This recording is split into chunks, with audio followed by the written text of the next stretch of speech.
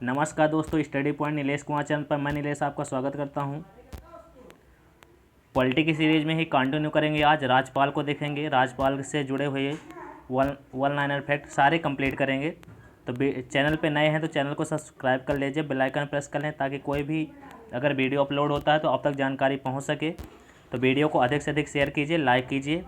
और if you believe in your self anything is possible. यदि आप बिलीव करते हैं खुद पे, अपने आप में बिलीव करते हैं तो कुछ भी पॉसिबल है, कुछ भी संभव है, कुछ भी कर सकते हैं आप, यदि आप अपने आप में विश्वास करते हैं। Your self believe. चलिए चलते हैं अपने टॉपिक पर। तो बढ़िया पॉजिटिव एनर्जी के साथ आगे बढ़ें। राज्यपाल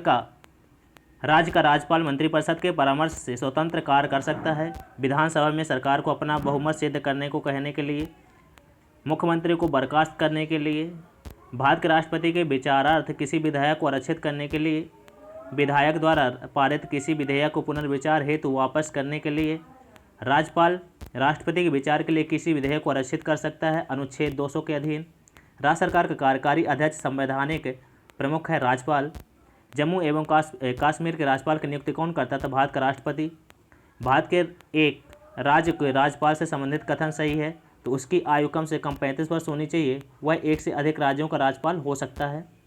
आगे चले, वीडियो पर लगातार बने रहें आप।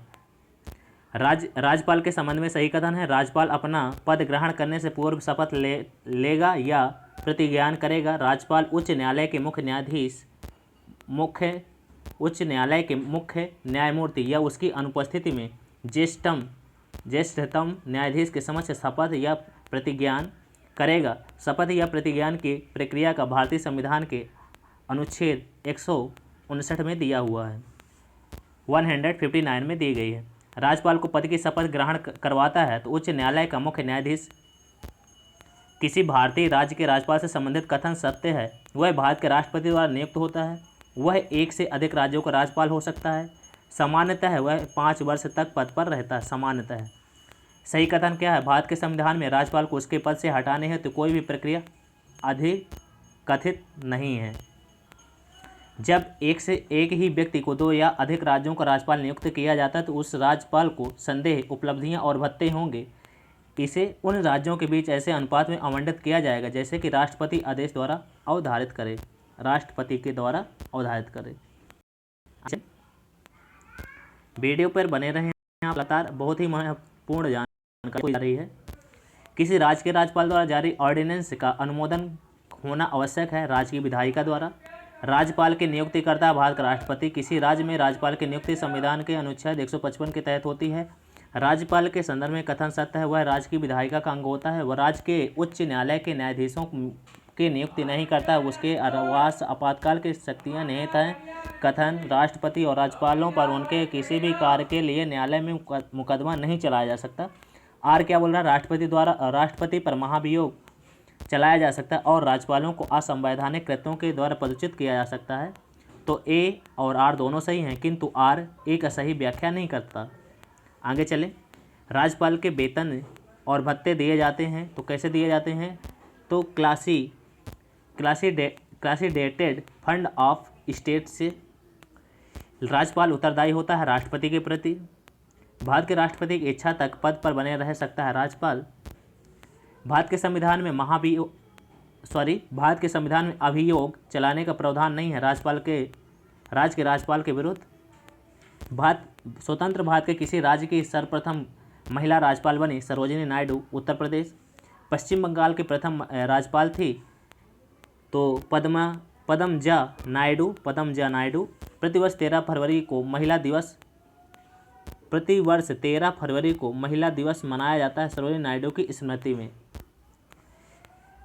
राजस्थान के राज्यपाल जिन्हें बर्खास्त किया गया था रघुकुल तिलक थे।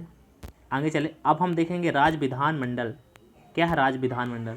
तो मुख्यमंत्री से कथन सही है, तो क्या सही है? वह राज्यपाल द्वारा औपचारिक नियुक्ति पाता है। वह विधानसभा में बहुमत दल के सदस्यों द्वारा चुना जाता है। उसका पद पर बना रहना बहुत से कारकों पर निर्भर करता है। ये सारे ही महत्वपूर्ण हैं। भारतीय संविधान के अनुसार राज्यों की विधायिका में सम्मिलित है तो राज्यपाल, विधानसभा एवं विधान परिषद जहाँ एक अस्तित्व है।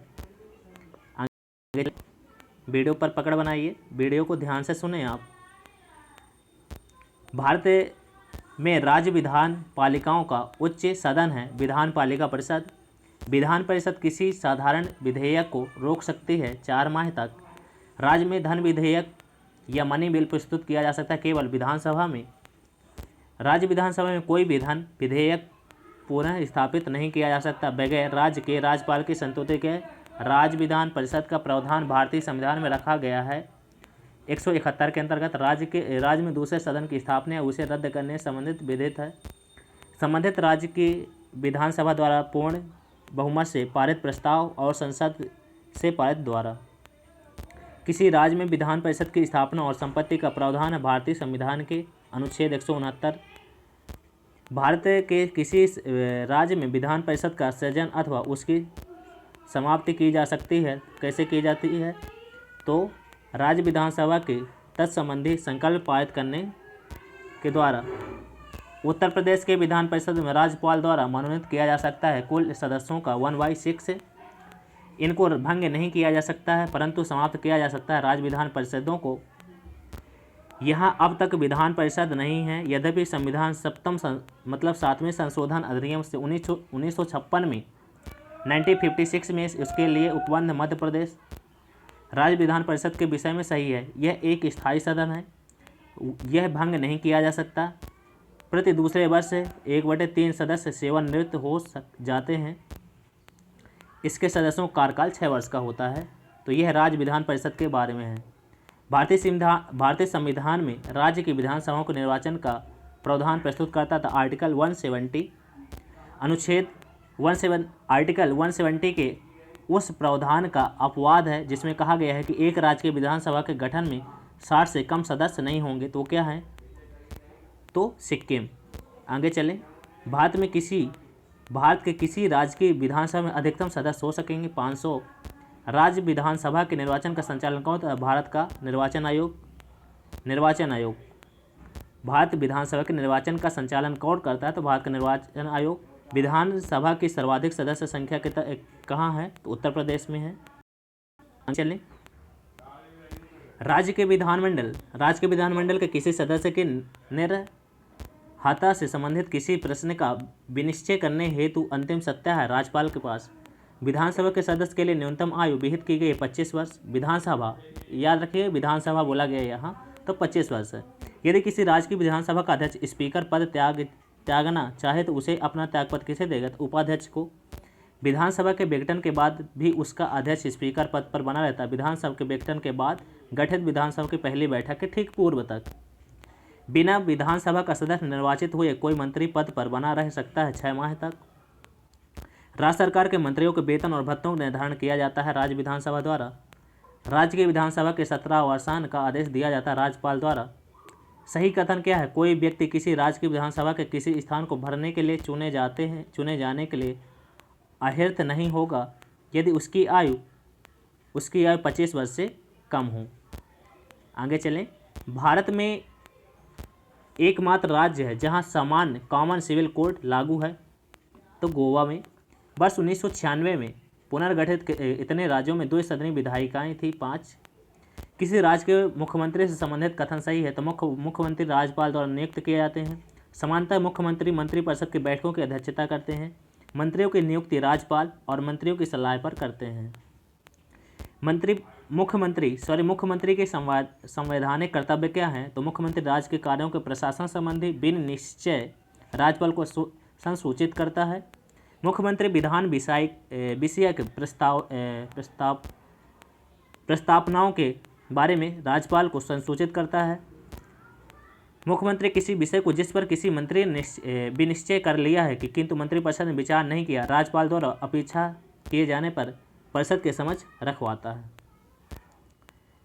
अब मुख्यमंत्री क्या हैं तो उनको देख लेते हैं। मुख्यमंत्री के दायित्वों को परिभाषित करता है आर्टिकल 167। जम्मू एवं कश्मीर के मुख्यमंत्री की कार्य अवधि 6 वर्ष। भारत में सर्वप्रथम महिला मुख्यमंत्री हुई थी उत्तर प्रदेश में। भारत की पहली महिला मुख्यमंत्री बनी थी सुचित्रा कृपलानी। आगे चलें, वीडियो पर लगातार बने रहें।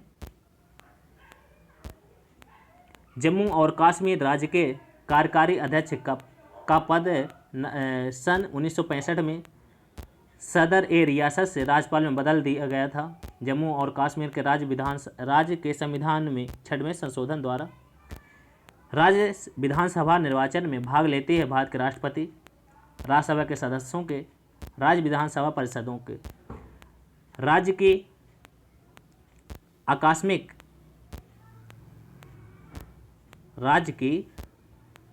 आकस्मिक निधि की स्थापना के लिए उत्तरदायी है किसी राज्य का विधानमंडल।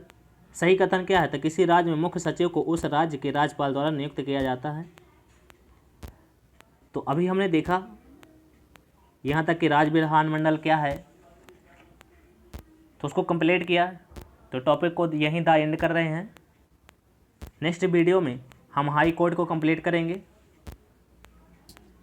तो वीडियो को एंजॉय कीजिए, वीडियो को लाइक कीजिए, शेयर कीजिए। चैनल पे नए हैं तो चैनल को सब्सक्राइब कर लें, बेल आइकन प्रेस कर लें ताकि आप तक नोटिफिकेशन पहुंच सके। तब तक के लिए जय हिंद, जय भारत।